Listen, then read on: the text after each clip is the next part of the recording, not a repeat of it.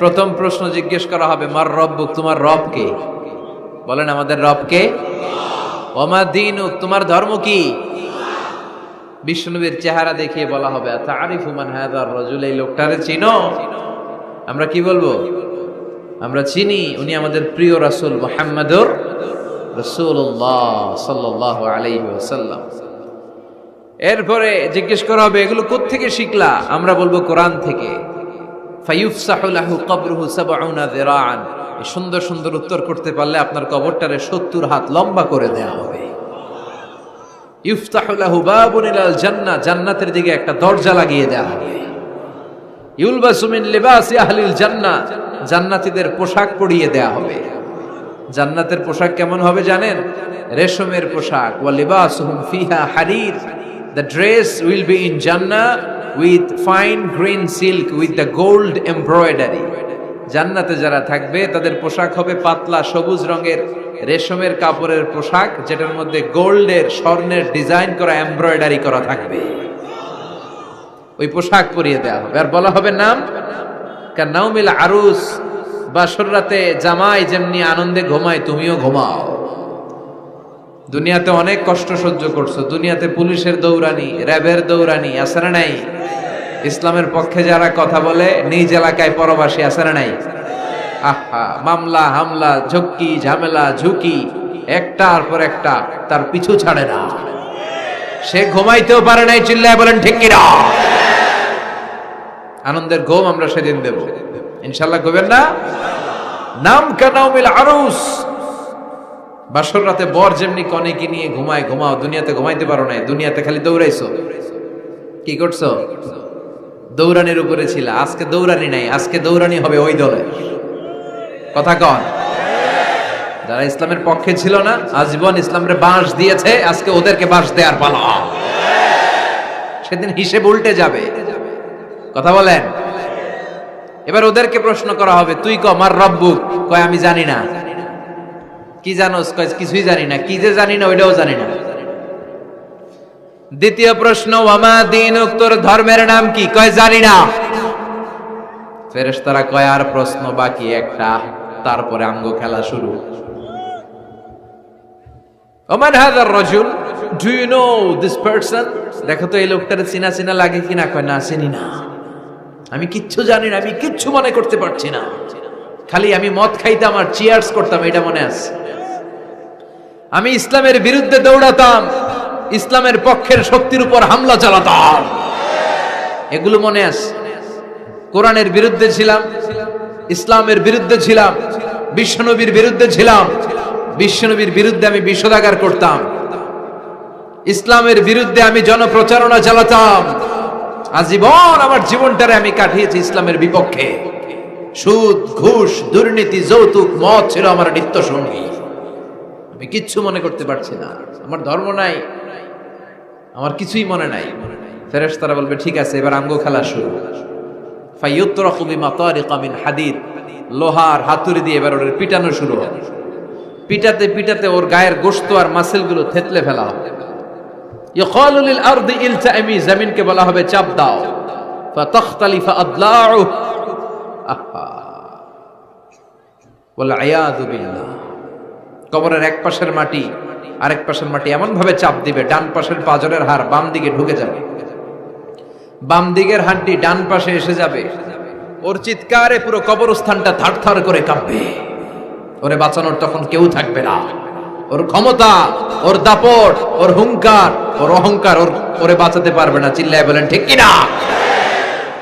হাত্তা সা, কিয়ামত পর্যন্ত, কিয়ামত পর্যন্ত এই দুর্বিষহ জীবন সময় তার কাটতেই থাকবে। আল্লাহ কবরের এই আযাব থেকে তুমি আমাদেরকে বাঁচাও। সূরাতুল মুলক যারা নিয়মিত তেলাওয়াত করবে, আল্লাহর মেহেরবানিতে তাদের কবরে কোনো আযাব হবে না। করতে রাজি আছেন? কথা কয় না। করতে রাজি আছেন সবাই? বিষ্ণুই বললেন এখানেই শেষ নয়, আরো আছে। শাফাআত লি সাহিবিহা, এই সূরাটা কিয়ামতের দিন এই সূরা যে তেলাওয়াত করবে তার পক্ষে সুপারিশ করবে। কোরআন যদি আপনার বিপক্ষে আল্লাহর কাছে নালিশ করে, আপনার বাঁচার কোনো উপায় আছে? আপনার পিসাব আপনারে বাঁচাইতে পারবে? চাইলে আপনার দলের নেতা কথা কন, কেউ বাঁচাইতে পারবে আপনারে? কোরআন যেমনি আপনার বিরুদ্ধে দাঁড়ালে আপনারে বাঁচাতে পারবে না, কোরআন তেমনি আপনার পক্ষে দাঁড়ালে আল্লাহ আপনারে ফেলে দিতে পারবে না। কোরআন আপনার পক্ষে থাকলে আল্লাহ আপনাকে দয়া করবেনি। বিশ্বনবী বলেছেন, ইকরাউল কুরআন ফাইন্নাহু ইয়াতি ইয়াউমাল কিয়ামাতি শাফিআন লিআসহাবি। কোরআন তেলাওয়াত করো, কেননা কোরআনের তেলাওয়াত এটা কিয়ামতের দিন তোমার জন্য সুপারিশ হয়ে দাঁড়াবে। এজন্য বিশ্বনবী বললেন, যে ব্যক্তি সূরাতুল মুলক নিয়মিত তেলাওয়াত করবে, এই সূরাটা কিয়ামতের দিন ওই তেলাওয়াতকারীর জন্য আল্লাহর কাছে সুপারিশ করবে। এখানেই শেষ নয়, বিশ্বনবী বললেন, খাসামাত আন সাহিবিহা, এই সূরা যে তেলাওয়াত করবে তার পক্ষে আল্লাহর সাথে এই সূরাটা দাঁড়িয়ে তার পক্ষ নিয়ে আল্লাহর সাথে তর্ক করবে, ঝগড়া করবে। আল্লাহ তুমি ওরে জান্নাত দিবা না কেন, ওরে মাফ করবা না কেন, তুমি না গফুর, তুমি না গফফার, তুমি না রহিম, তুমি না রহমান, তুমি মাফ করে দাও। ও মিয়া, সুপারিশ করতেছে কে? সূরাতুল মুলক। সুবহানাল্লাহ কইবেন না? কতক্ষণ এই তর্ক আল্লাহর সাথে সে চালাবে? হাত্তা আদখালাহুল্লাহুল জান্নাহ, যতক্ষণ না আল্লাহ তার জান্নাতে না ঢুকায়। এখানেই শেষ নয়, বিশ্বনবী বললেন, মান কারাআ বিহা ফি লাইলাতিন ফাকাদ আকসারা ওয়া আতাবা, রাত্রি বেলায় যে এই সূরাটা তেলাওয়াত করবে ওই পুরো রাতটাকে বরকতময় করে দিবে কে? এজন্য বিশ্বনবী বলেন, আমি চাই আমার সব উম্মত এই সূরাটা মুখস্থ করে নেক। আমার চাই আমার ছোট বড় আবাল বৃদ্ধ বনিতা সব উম্মতের হৃদয়ের মধ্যে এই সূরাটা গাঁথা থাক, মুখস্থ থাক, হিফজ করা থাক। আমরা বিশ্বনবীর উম্মত না? কথা কন। নবীর এই আশাটা আমাদের পালন করার দরকার আছে না নাই? আমরা কি পারি না এই সূরাটা মুখস্থ করে রাখতে? মাত্র 30 আয়াত, প্রতি মাসে কয়দিন? প্রতিদিন এক আয়াত করে মুখস্থ করলে লাগে কয়দিন? প্রতিদিন এক আয়াত করে মুখস্থ করলে 30 দিনে এই সূরা মুখস্থ করতে রাজি আছেন? সবাই রাজি আছেন তো? মনে থাকবে? নেক্সট টাইমে নেক্সট ইয়ারে আসলে জিজ্ঞেস করবো যে সূরা মুলক মুখস্থ হয়েছে কিনা। হ্যাঁ, মনে থাকবে তো? আল্লাহ তুমি তৌফিক দাও। এই সূরাটা পড়লে আল্লাহ আপনার দৃষ্টি শক্তিকে খুলে দিবে। আপনার চোখের সামনে কোনো পর্দা থাকলে পর্দাটা সরে যাবে, আপনি আল্লাহর মাহাত্ম্য বুঝতে পারবেন, আপনি আল্লাহরে চিনতে পারবেন, আপনি আল্লাহর অস্তিত্ব টের পাবেন। সুবহানাল্লাহ পড়েন। অনেকেই বলে যেটা দেখি না তা মানি না।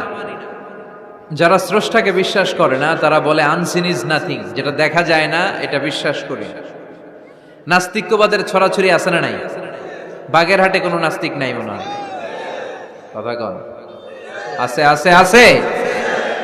এত দাড়ি টুপি এগুলার ভিতরে ঢুকে কেমনে? ওগুলা পিছনে পিছনে থাকে, এগুলা আজীবন পিছনে পিছনে থাকবে। কথা বলেন। ইয়াং যুবক যারা আছে তোমরা একটা বই পড়বে, প্যারাডক্সিক্যাল সাজিদ, একটা বই আছে বাজারে, নাস্তিকদের বিভিন্ন প্রশ্নের জবাব। এই বইয়ের লেখক খুব ভালো করে ওই বইতে তিনি তুলে ধরেছেন। লেখকের নাম আরিফ আজাদ। এটা পড়লে শিক্ষিত যারা তাদের মনের মধ্যে এই ঘুরপাক করা প্রশ্নগুলোর উত্তর তারা পেয়ে যাবে। বইয়ের নাম প্যারাডক্সিক্যাল সাজিদ, আরিফ আজাদের লেখা। তো তার পাশাপাশি এই সূরাটা পড়লেও আমরা জানতে পারবো, কারণ এই সূরাটা হচ্ছে দি সূরা is an eye opener for us all, আমাদের সবার চোখ খুলে দিবে এই সূরাটা।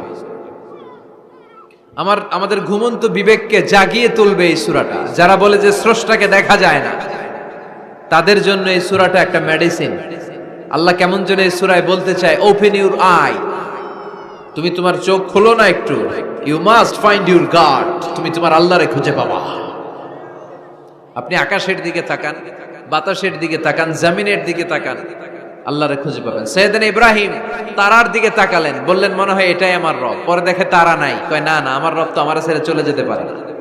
সাইয়েদনা ইব্রাহিম চাঁদ দেখলেন, পূর্ণিমার চাঁদ দেখে ভাবলেন তাইলে এটা তো তারার চেয়েও বড়, মনে হয় এটা আমার রব। পরে দেখলেন চাঁদও নাই। সাইয়েদনা ইব্রাহিম কয় আমিও আপনার লগে নাই। এরপরে সূর্য উঠলো, গগন বিদারী সূর্য পুরো জমিনটারে আলোকিত করে ফেললো। উনি বললেন হাদা আকবার, সূর্য অনেক বড়, তাহলে এটা আমার রব। পরে বিকেল বেলা যখন সূর্য ডুবে যায়, সাইয়েদনা ইব্রাহিম কয় না, আমার রব তো আমার ছেড়ে কোথাও চলে যেতে পারে। তখন তিনি চিন্তা গবেষণার মধ্য দিয়ে মহাসত্যের খোঁজ পেলেন। সুবহানাল্লাহ পড়ে। মহাসত্য হচ্ছেন একজন, চিৎকার করে বলতে হবে তিনি কে? সে আল্লাহ বলে, গোলাম, আমার অস্তিত্ব অনুভব করার জন্য তোমাকে ডজন ডজন বই পড়া লাগবে না, ডক্টরের ডিগ্রি লাগবে না, তুমি আমার সৃষ্টি করা এই বসুন্ধরার দিকে তাকাও, এই গাছপালা নেয়ামত রাজির দিকে নজর বুলিয়ে তাকাও। তুমি সাগর দেখো, তুমি পাহাড় দেখো, তুমি ঝর্ণা দেখো, ঝর্ণার কলকলো আওয়াজের ভেতরে আমি আল্লাহরে খুঁজে পাবা। কথা কন মাননীয় প্রধানমন্ত্রীর হাতে। আস্তে আস্তে যাও, তুমি তো পুরো মাইক নাড়ায় ফেলতেছ। ক্ষমতা কার হাতে? নাকি প্রধানমন্ত্রীর হাতে? র্যাবের প্রধানের হাতে? পুলিশ প্রধান ডোনাল্ড ট্রাম্পের হাতে?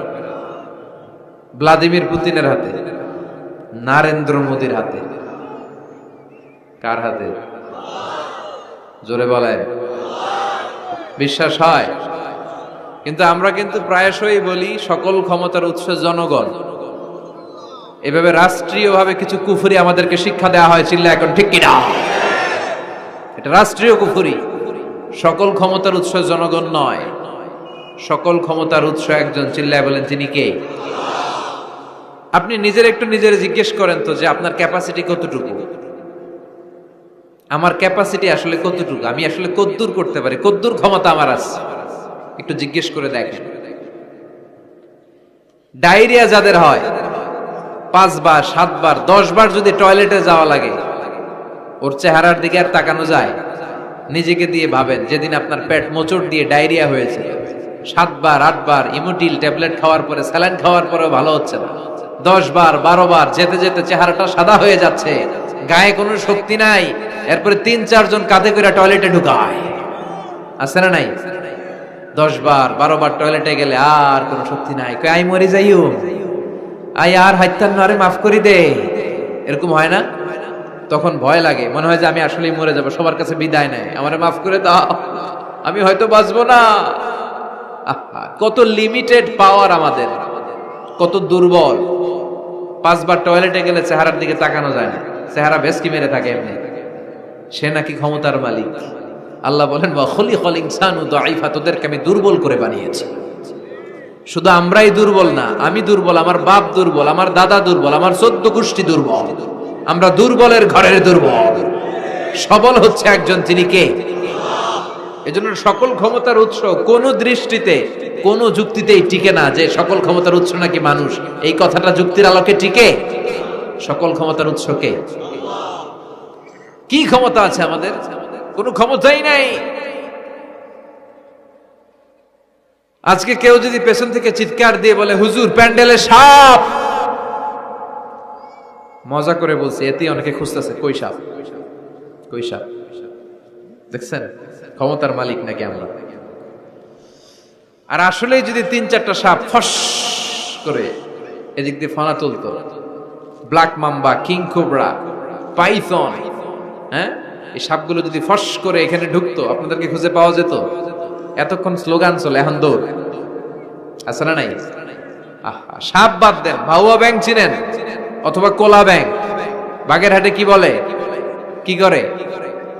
খালি লাফায়।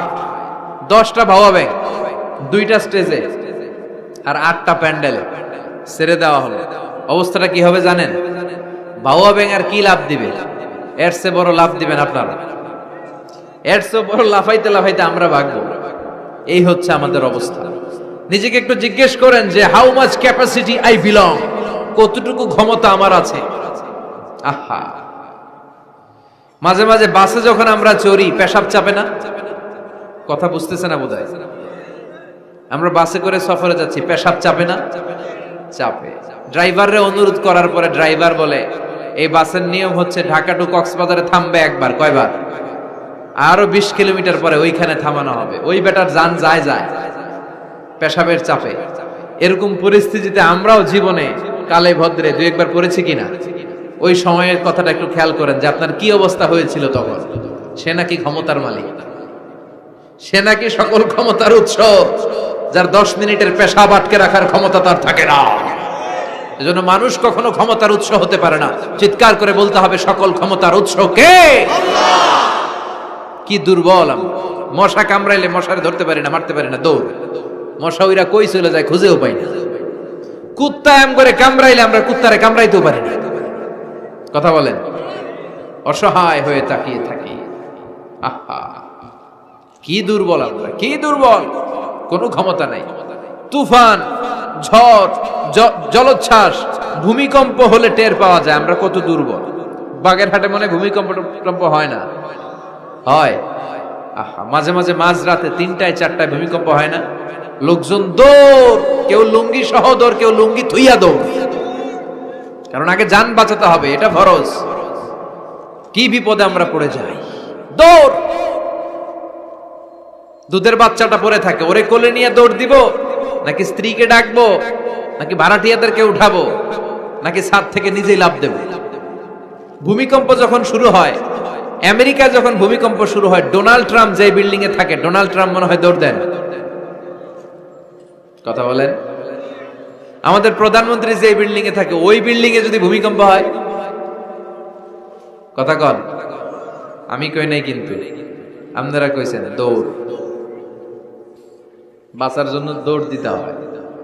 আমি একটা ভিডিও দেখেছি, একটা টেলিভিশন প্রোগ্রামে, লাইভ প্রোগ্রাম চলছিল, সরাসরি সম্প্রচার। লাইভ বুঝেন? সরাসরি সম্প্রচারের প্রোগ্রাম। তো লাইভ প্রোগ্রাম, উপস্থাপক বসে আছে এদিকে, এদিকে অতিথিরা। ইন দ্য মিন টাইম শুরু হয়েছে ভূমিকম্প। উপস্থাপক মাইক থুইয়া দৌড়, অতিথিরা ওঠে নাই, অতিথিরা বসে আছে, কারণ মেকআপ টেকআপ সব শেষ, ক্যামেরা রেডি। একটু পরে ভূমিকম্প আরো বেড়ে গেল, এবার অতিথিরাও দৌড়। আহা, কি অসহায়, কি দুর্বল। ভূমিকম্প যখন শুরু হয়, মানুষগুলো খালি দৌড়ায়, খোলা মাঠে যেতে চায়। বিল্ডিং টাওয়ার গুলো যেন গায়ের উপর থপাস করে না পড়ে বাঁচতে চায়। কি চায়? বাঁচতে চায়। যার বাঁচার জন্য লড়াই, ও নাকি ক্ষমতার মালিক। এটা বিশ্বাস করবে কেউ? কক্সবাজারে যখন তুফান শুরু হয়, জলোচ্ছ্বাস শুরু হয়, ওখানে একটা দ্বীপ আছে, পাহাড়ি দ্বীপ, নাম মহেশখালী। ওইখানে বৌদ্ধদের স্বর্ণ মন্দির আছে। সেখানে যখন তুফান 30 ফিট 40 ফুটের জলোচ্ছ্বাস হয়, ওই বৌদ্ধ মন্দিরের বৌদ্ধগুলো নিচে নেমে জিকির করা শুরু করে দেয় আল্লাহ। কার জিকির করে? কারণ ওরা খুব ভালো করেই জানে যে গৌতম বুদ্ধ আমাদের বাঁচাতে পারে না, বাঁচাতে পারে একজন। চিল্লায় বলেন, যিনি কে? এই জন্য বিপদে পড়লে টের পাওয়া যায় যে আমরা কত দুর্বল। আমি গত পরশু ঢাকা থেকে এসেছি, আমার প্রোগ্রাম ছিল সাতক্ষীরায়। ঢাকা থেকে যশোর নভোয়ারে করে এসেছি। তো সেখানে যারা বিমানবালারা থাকে, তারা কেমন যেন প্যান্ট ট্যান্ট স্যুট টুট পরে আসে, নিজেদেরকে সাজিয়ে গুছিয়ে। এই বিমানবালাগুলো লিপস্টিক মেখে নিজেকে মেকআপ করে প্রদর্শন করে, কারণ তাদের সৌন্দর্যটাই হচ্ছে এখানে আসল জিনিস। সৌন্দর্য না থাকলে এদেরকে এয়ার হোস্টেস বানায় না। আমরা সিটে বসলাম, ইনস্ট্রাকশন দিল বিমানটা এখন টেক অফ করবে। ইন দ্য মিন টাইম এই মেয়েটা মাইক্রোফোন হাতে নিয়ে বলতে আরম্ভ করলো, ভদ্র মহিলা এবং ভদ্র মহোদয়গণ, আপনারা আপনাদের সিট বেল্ট গুলো বেঁধে নিন। এখনই আমাদের উড়োজাহাজটি শাহজালাল আন্তর্জাতিক বিমানবন্দর থেকে 14,000 ফিট উপর দিয়ে যশোর বিমানবন্দরে উদ্দেশ্যে ছুটবে। আল্লাহু আকবার, আল্লাহু আকবার, আল্লাহু আকবার। তো আমি ঘাড় ঘুরে তাকাইলাম, কিরে আল্লাহু আকবার পরে কেডা? পরে তাকাই দেখি ওই মেয়েই পড়তেছে, কাগজের মধ্যে লেখা। অবাক হলাম, যার চলাফেরা এরকম, বেশভূষা এরকম, এই মেয়েটা এখন আল্লাহু আকবার, আল্লাহু আকবার, আল্লাহু আকবার পড়ছে। আর পড়ছে শুদ্ধ অশুদ্ধ মিলিয়ে, সুবহানাল্লাযী সাখখারা লানা হাযা ওয়া মা কুন্না লাহু মুকরিনিন। আমি মিলাতে পারলাম না যে আল্লাহু আকবার পড়ে কেন। পরক্ষণে আমি বুঝলাম যে এইমাত্র বিমানটা গ্রাউন্ড ছেড়ে দিয়ে 14,000 ফিট উপরে উঠে যাবে। ওদের সবার খুব ভালো করেই জানা, ওই 14,000 ফিট উপরে আকাশের মাঝে আমাদেরকে বাঁচানোর কেউ নাই। কেউ আমাদেরকে, পুলিশ আমারে বাঁচাতে পারবে না, এয়ারলাইন্সের ম্যানেজার আমারে বাঁচাতে পারবে না, কোন সিকিউরিটি আমারে বাঁচাতে পারবে না, ফায়ার সার্ভিসের ওরা আমাকে বাঁচাতে পারবে না। ওই 14,000 ফিট উপর থেকে আমারে বাঁচাতে পারে একজন। চিল্লায় বলেন, যিনি কে? এটা খুব ভালো করে জানে, হিসাবটা খুব সহজ। এজন্য ওঠার আগে আল্লাহু আকবার লাগে, আর নিচে নামলেই দুম্মা চলে দুম। আছে না নাই? নিচে নামলেই কুছ কুছ হোতা হ্যায়। কথা বলেন, বিমান থেকে নামলেই কুছ কুছ হোতা হ্যায়। বিমানে ওঠার সময় আল্লাহু আকবার, আল্লাহু আকবার। কি অবস্থা আমাদের! কতটুকু ক্ষমতার মালিক।